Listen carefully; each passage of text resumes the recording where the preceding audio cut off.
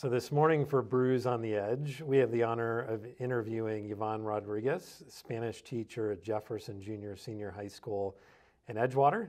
Thanks for giving your time this morning, especially the day back after spring break when you have to be planning and getting ready for students tomorrow. So thanks so much for being willing to answer questions and spend time with us. Thank you so much for inviting me. It's a pleasure to be here with you. You bet. And we're drinking our Coda coffee this morning. We have to go with a local coffee. Yes, love it. Some of these episodes will have beer, but we can't have any of our teachers or principals drinking on camera. That wouldn't be the best image. So got some questions for you this morning. Perfect. The first one is, how long have you lived in Edgewater and what drew you to move here?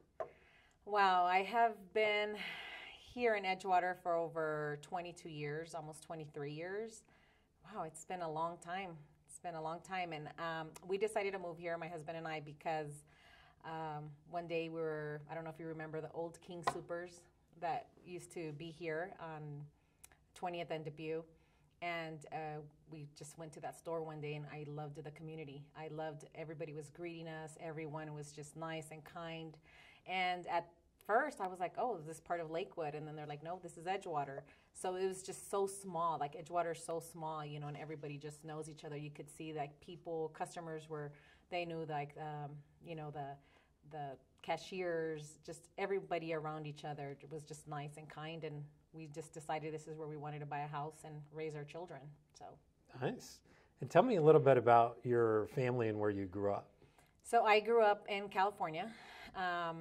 My parents were immigrant workers, and we used to live in McFarland, California, and Delano and Bakersfield. So we kind of moved a lot. You know, I went to different schools.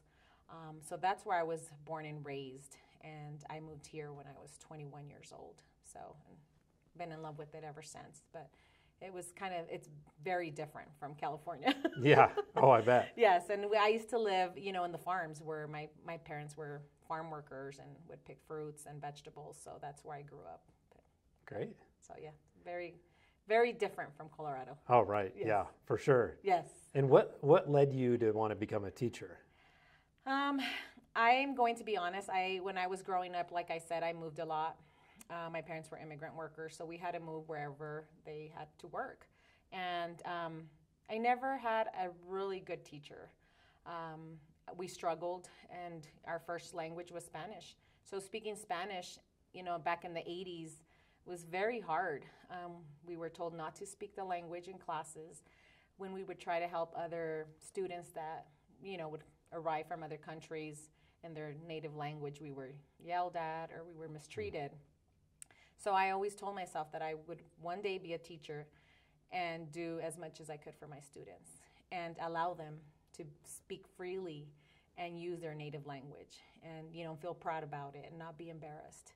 Because at times, like, we had to be quiet. If we spoke the language, we were looked at differently and we were treated, you know, differently than other students. So that's why I said I will become a teacher one day, and I absolutely love it. And I love when my students walk in that door and they're able to hear the language in the classroom and be free, you know, and be able to speak it without being judged.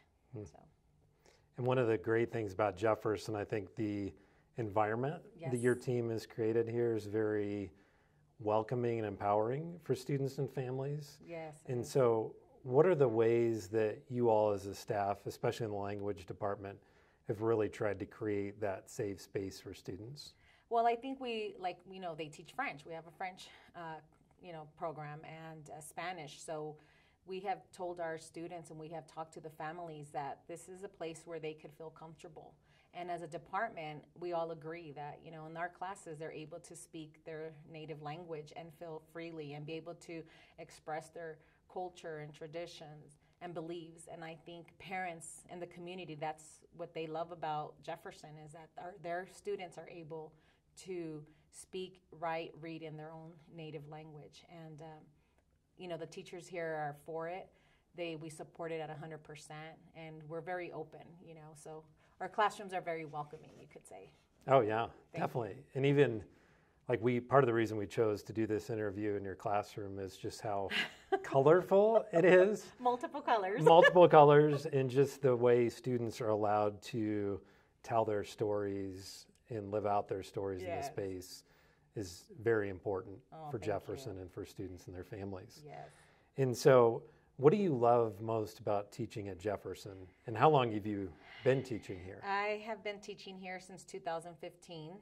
Before that, I was at Wheat Ridge 5-8, so we, transitioned over here.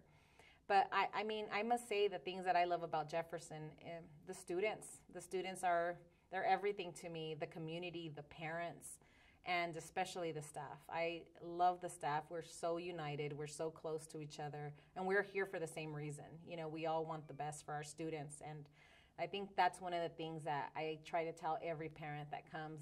Sometimes they're like, "Oh, should we move our kids?" And I'm like, "We love your kids so much, and if we're here, it's because we absolutely want the very best for them." So, and I think having a tight community and parents showing up for parent-teacher conferences and trying to be involved in everything that they can just makes me happier and makes me know that I'm in the right place. So great. And what, in your mind, are the biggest challenges and opportunities facing students, teachers, families at Jefferson? I have to say that, I'm going to start with the positive, and I think everything's positive, but I mean, I must say that what we have going on right now is we have a kind of semi-new school, right? New field.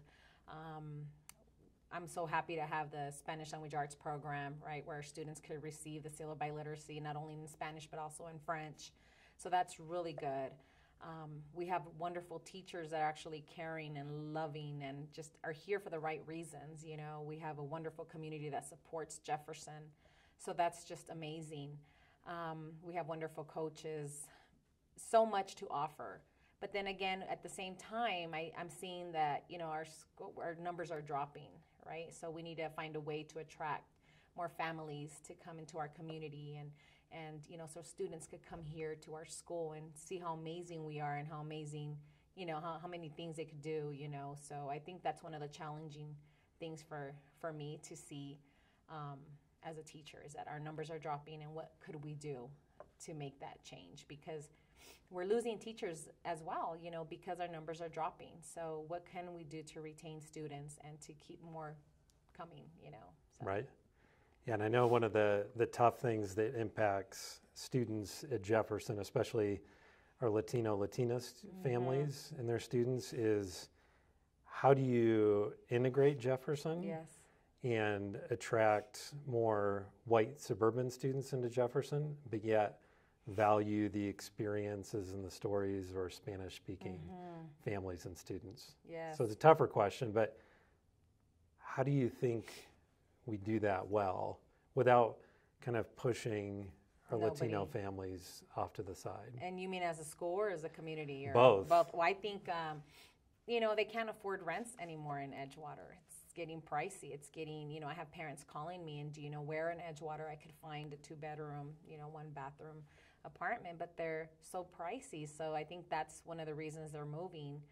And, I always tell my families, let's all come together. Let's not push anyone or, by race or anything. Let's just, and they love it here. So I think the biggest challenge is that, it's changed. Edgewater is changing, and rents are higher, homes are more expensive. So I think finding ways, or maybe, trying to connect with somebody to be able to help these families, be able to rent at a lower cost, or maybe some homes, that they are able to purchase to be able to keep them here.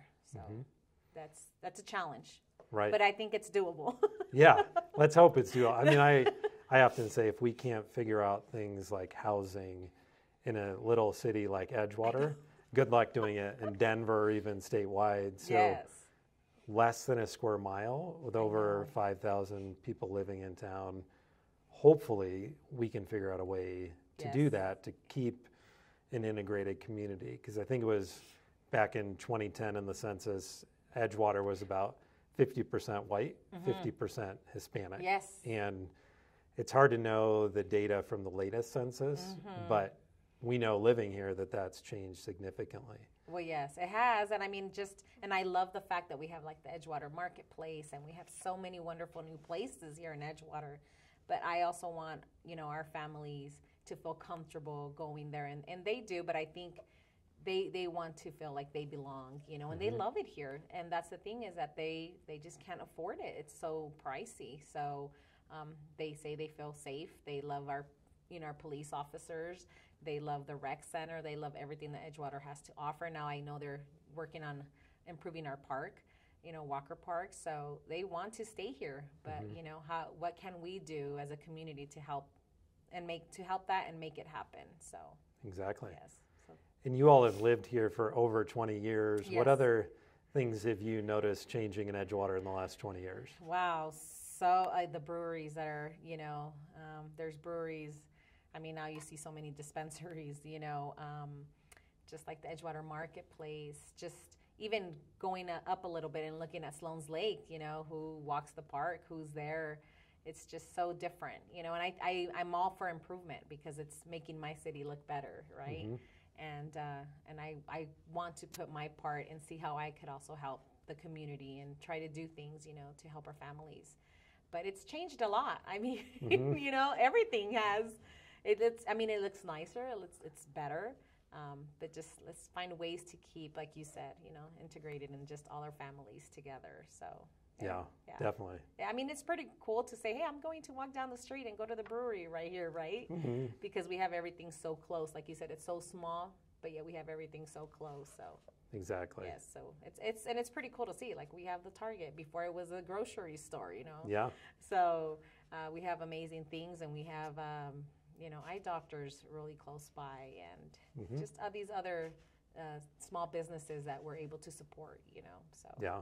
Yes. Yeah, and the tough part, like you said, is how do we create an Edgewater that's open to all and available to all with all these great amenities. I know. And the tough part is trying to figure out how we, as a community, even beyond the city, how do we create a housing infrastructure that is affordable for families, for single folks, whoever it might be.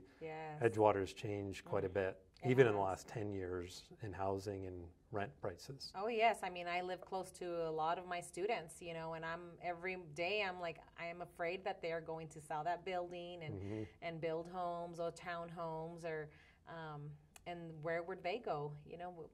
We're going to lose them as students because they have to move far. So that's the scary part, So yes. In Jefferson, where we're sitting right now, is on the west side of Edgewater, and I think when I talk to some folks in town, they don't know Jefferson exists, because unless you're having to drive west on 20th, you don't necessarily see Jefferson. And what else would you love for the community to know about this special place here at Jefferson? That we are, as staff members, that we are very united. The community, I love the way they come together. I mean, they're amazing. They're all amazing. And like I said, if you're here at Jefferson, it's because you want to be here. It's because you want to make a difference. You want our kids to improve. You want our kids to do bigger and better things, So I think just everything that we offer as a staff, we have classes that they could take in, different languages, and the wonderful teachers we have. We offer AP classes, college classes. So it's amazing. Like, students are able to take all that and take advantage of it. So, I mean, to me, that's wonderful. And having the staff that cares. And it's just an example, January ended up getting COVID, and parents were taking me food. Like, they were literally calling me and saying, we dropped something off in front of your doorstep, and that to me is, I'm proud to be a part of this community. Because they care, and they know that we're teachers that are here for their students, and we love them, and we will do whatever it takes to see them grow and improve in everything. So it was wonderful. Yeah, and it really is a family. It is. I mean, when I talk to students and parents and teachers, the word that always comes up is family, and there is that sense of family in this place because it is smaller than other high schools. So teachers, administration, folks know students' names, and that makes a huge difference. It's amazing because even students that are not in my classroom, they will knock and they'll be like, we've heard such wonderful things about you. Could we come in? And I'm like, of course you can, you know, or if I'm having a fiesta or a party or something, they're welcome to come and they know that. And I think as all the staff members here are very caring, that no matter what it is, no matter the situation, we will always be here for them. And they see it. They feel it, you know, and they tell us, we know that you could probably work anywhere if you wanted to, but I'm like, I want to be here. This is where I belong. You know, it's in Edgewater and it's at Jefferson. So I'm proud to say that I work here at Jefferson Junior Senior High School. It's been amazing. So. Well, thank you, and thanks for giving up your time on a you so much for Monday planning morning to talk with us. And thank you, too, for investing in students, because it's really important for all our students, but especially our Latina students, to have somebody they can relate to your story, that they feel seen, that they feel safe and valued in this place. And that's really important for our students. Thank you so much. It's a pleasure to be here and to be talking to you. Thank you. And for acknowledging that, because it means a lot. You know, I love the fact that they're able to be themselves and not be embarrassed of who they are. So thank you. Thank you. Thank you so much. And thank you for the coffee. It's amazing. Yes, it's important to have good coffee on a Monday morning. Yes, it is. Thank you. It's amazing.